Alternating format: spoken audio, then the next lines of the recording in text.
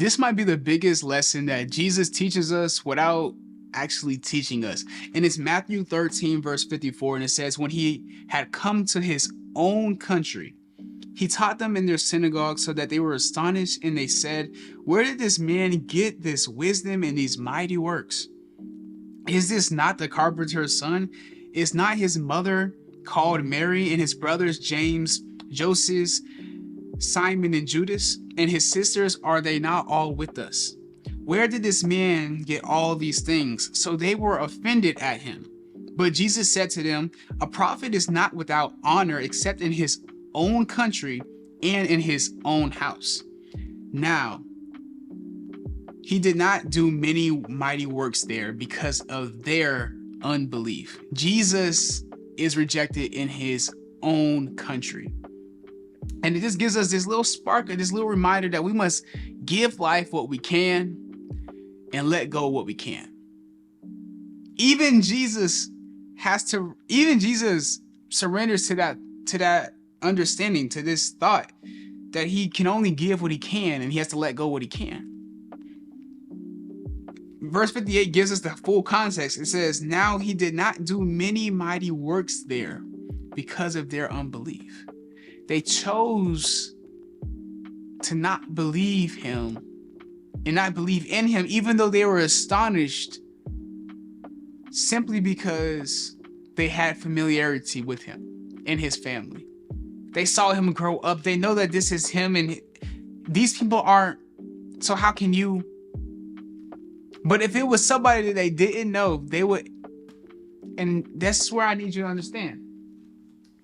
You don't have to be fully accepted by man. And sometimes that just looks like your family. Sometimes that just looks like your friends. People don't have to fully get it. People don't have to fully support you, believe in you. Even the people that you think are supposed to be the automatic ones, they don't. They don't support you. They don't follow you. They don't do this. They don't do that. They don't give you the encouragement that you're hoping for them to give you. They don't give you the validation or the affirmation. And that's okay, because they didn't give it to Jesus either. Even his own country, even his own. But that's fine. If Jesus has to go through it, then you're finding yourself in good company. Give life what you can and let go what you can. It actually gives you freedom. It gives you freedom to just give what you can and give to those who are willing to receive. You don't have to force it on anybody else. Give to those who are willing to receive what you are called to give. If you feel called to give, then give. But for those who are unwilling to receive, you don't have to force them to. For those who are unwilling to believe, you don't have to force them to. He didn't cry out in the synagogue, or he didn't try to have this whole thing of saying, do you not know who I am? I am the Son of God. Sure, he could have. But he already knows who he is. See, the thing about Jesus is that he never tried to prove himself. One, because he was never there off a selfish intent. He never had a selfish motive. He was always there to do the will of the Father. And if Jesus is our perfect example, why aren't we doing the same thing? I feel like so many times I hear people and they're like, I'm trying to prove these people wrong, or I'm trying to prove myself right. Like, none of that matters. Jesus is not trying to prove himself right, and he's not trying to prove them wrong. He's here to fulfill the will of the Father. What if we can just get into that heart posture to just be willing to fulfill the will of the Father? Don't we think that everything would be complete then? Wouldn't everything just come together for our good? If we just were willing to just put the selfish and the pride and the self-righteousness away, just as Jesus did, and just come to this understanding that, hey, you just may not be accepted by the people that you know. Hey, you may just not be accepted by your own household, but the fact that you will be accepted everywhere else. You will have acceptance everywhere else. And that's okay too. It may not be in the places that you wish that it was there, but it will be there. You'll find it in people that you've never known. You'll find it in places and spaces that you've never been. Your name will reach and be talked about in rooms that you've never entered.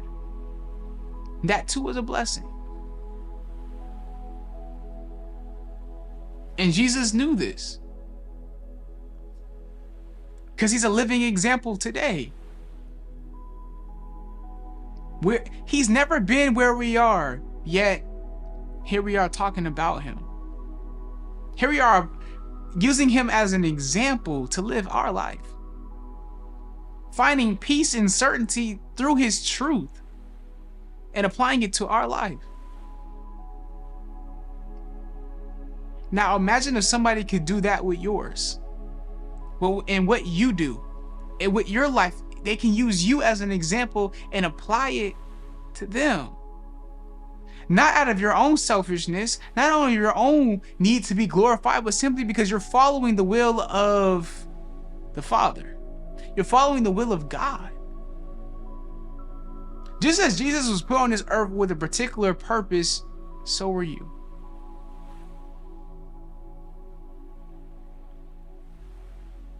And if Jesus got persecuted, if Jesus got lied on, if Jesus got had to go through trials and temptation, and all these things occurred in Jesus' life, and all of this really happened once he started his mission, once he started the work.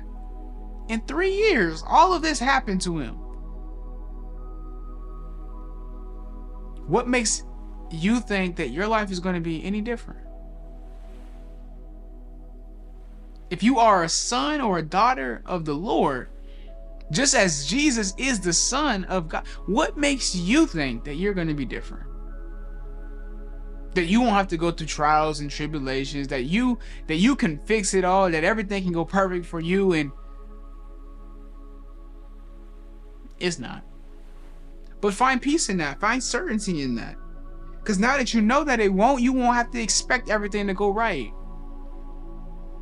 And you also won't think that because it's going wrong, that it's actually in your detriment. Because most of the times when things are not going the way you want, it's just because it's going the way he wants. And you're like, no, this can't be. God would not have wanted. He finds it good when we can go through trials, and it increases our faith. Faith is nothing if not tested. It has to be tested. It has to be tested by fire. You have to go through the trials so that it can have its perfect work in you. It's just the way that it has to happen. It's just like working out. You don't get any stronger, and no muscle gets built if the muscles don't get stretched and torn so that it can recruit helpers, more muscle fibers, so that it can increase the strength and the load, and therefore increasing the size of the muscle. Same in that your faith is the same in that regard. The more that it goes through, the stronger it gets, the bigger it gets, so that when more obstacles come, it's prepared for it. See, when you're working out and you're getting stronger, you increase the load. Same as your faith. As you're increasing the strength of your faith and how big your faith is, you're going to get met with bigger obstacles, bigger load. But it's just to strengthen it. It's just to increase its magnitude. See, it's happening in your favor, not your detriment. See, it's to help you, not to hinder you. Realize that your pain has purpose. It's preparing you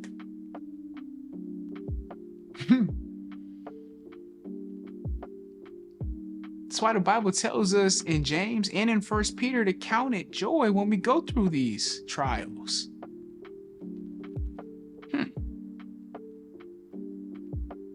But in the end, it's just like the beginning. Give life what you can and let go of what you can't. It's serenity found in there.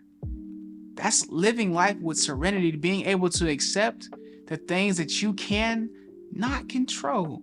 Have the courage to change the things that you can, and have the wisdom to know the difference.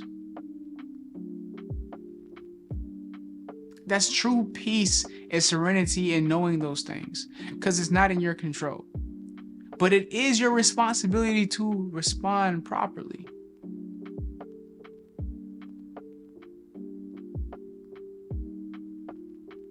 So give what you can and let go what you can't. And hey, for some it's going to make so much sense in the now, but even if it doesn't make that much sense today, I'll see you tomorrow. Peace.